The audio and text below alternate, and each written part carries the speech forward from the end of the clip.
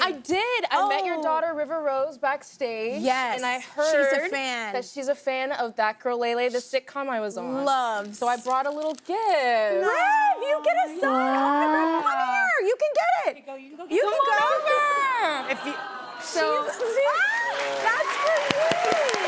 Of course.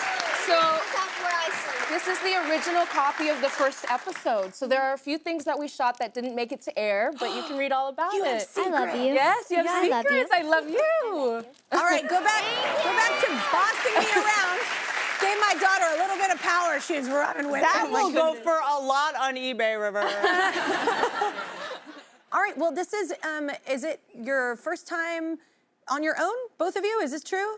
Like living on your own, doing your own thing? Yeah, You had a massive change. Yeah. I mean, I've been living on my own a couple times. You know, I did a film when I was 18. I went to the Hebrides in Scotland, which are these like tiny barren islands, and it was a surfing movie, and there was big swells, and you know, I did the classic thing of, yeah, of course I can surf, and I couldn't. I couldn't even swim. I learned to swim at 16. How do you lie about that and then show up and then try and look like You learn, and it's a classic thing. You gotta show up and be prepared. But when they ask you, "Are you a SEAL?" like you say yes, and you go for it. Oh my gosh, that's just an incredible amount of lying.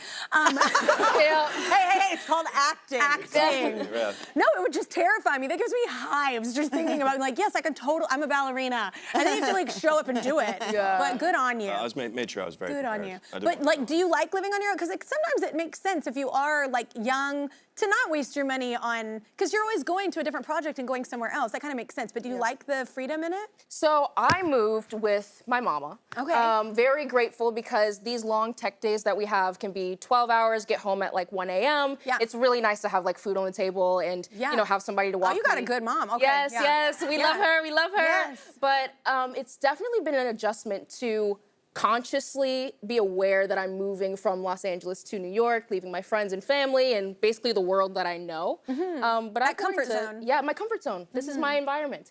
But I wanted to live in the city since I was a little girl. Yeah. And I wanted Which is like not far from now, but yes. Yeah. Not just a couple years ago. Yeah. Like 2 years ago. It is a dreamer's city. Yeah, totally. Yeah. I always said I wanted to go to NYU just to live in the city, so. Yeah. Yeah, dream come true for sure, but it's an adjustment. It's an adjustment. Okay, so tell us about the show and who you play. Now, you've done this show, obviously, before. Yeah, so yeah. tell us, and you said it's changing up a little bit, but so tell us about it. Yeah, so it's really interesting. So because we're coming to Broadway, we're actually shortening the play a little. Yeah. And that means that we have to make these cuts and changes. But working with Stephen and Justin and Kate Treefry and Sonia Friedman, these guys are so smart.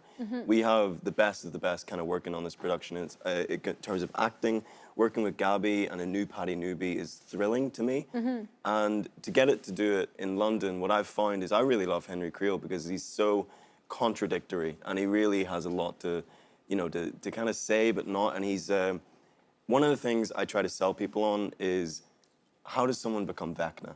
You know, and he's such a pivotal villain in season 4. And this character, he's a psychopath and he's beautifully played by Jamie Campbell-Bower. And then we take a look at him as a kid and he's a nerd, man. And he is so sweet and he finds this love interest and he just wants to do the right thing. You know, it's very classic. You see the beginning of it. Story. Yeah. It's a prequel. And, you know, we're trying to tell that story leading into season 1. It's super exciting. We've got the monsters. You know, come see it. You'll be scared.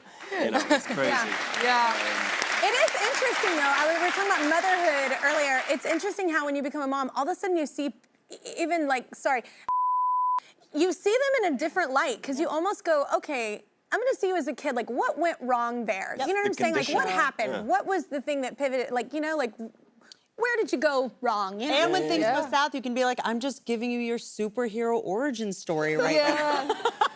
I'm not a bad mom. Welcome. Literally our play. Yeah. I'm just doing the right thing. You're welcome for the adversity. Yes. I love that though, like getting to see the prequel part of it. I think that's really special. What's your character about, and like who do you play on the show? Yeah, so I play Patty Newby. She's a new character in the Stranger Things universe, which is such a gift for me as an actor because I grew up watching Stranger Things. One time I waited 12 hours in line to meet Millie Bobby Brown.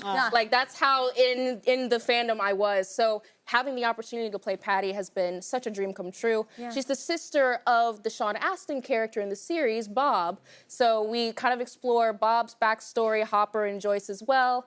And Patty and Henry kind of get into the Stranger Things shenanigans through Patty. You kind of see Henry's humanity and through her nobility, we kind of explore how someone can become the world's most awful monster. Yeah, So, I know. Yeah, what yeah. happened? What's great about it is that the longtime fan is going to have so many Easter eggs that you're going to recognize, so many things that you're going to pick up on, and then the new fan, this is a great place to start because we're starting from the beginning. Yeah, absolutely. Well, we need to do another commercial break, but Stranger Things, The First Shadow is playing now at the Marquee Theater in New York City. We'll be right back.